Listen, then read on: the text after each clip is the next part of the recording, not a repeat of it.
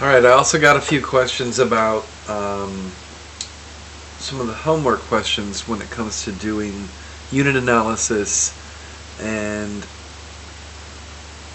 problem solving.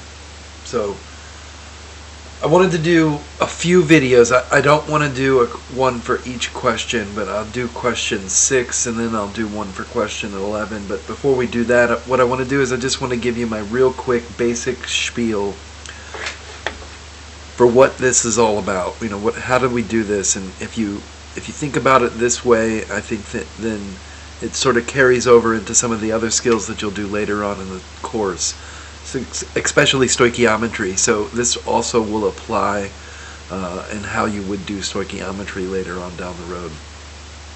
So the basic idea of a conversion or a unit analysis is something I call, we collectively have been referring to as per expressions. I mean, it's just a fraction, right? It's just something per something else.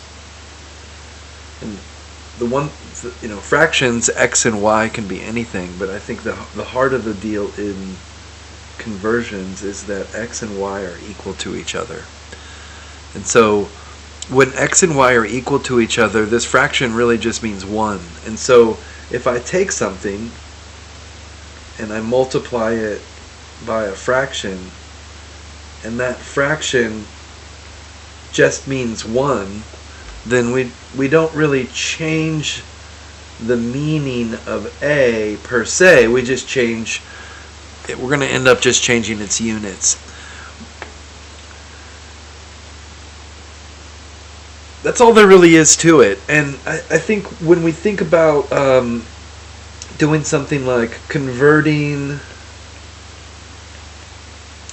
2.75 centimeters to millimeters,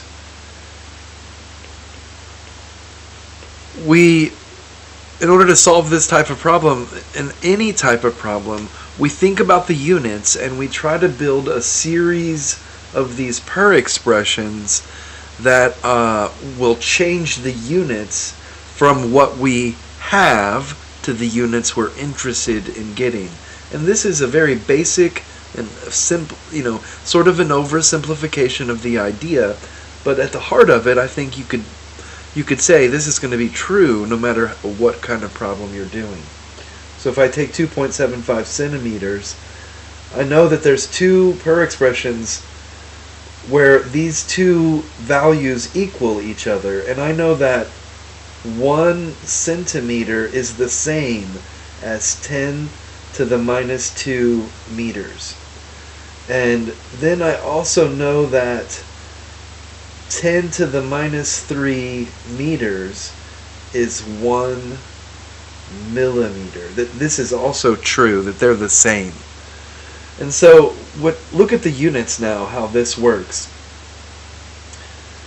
If I take a look at centimeters and centimeters, they're going to cancel each other out. Meters and meters, they're going to cancel each other out. And the only unit I'm left with is millimeters, which is the unit I'm asked for.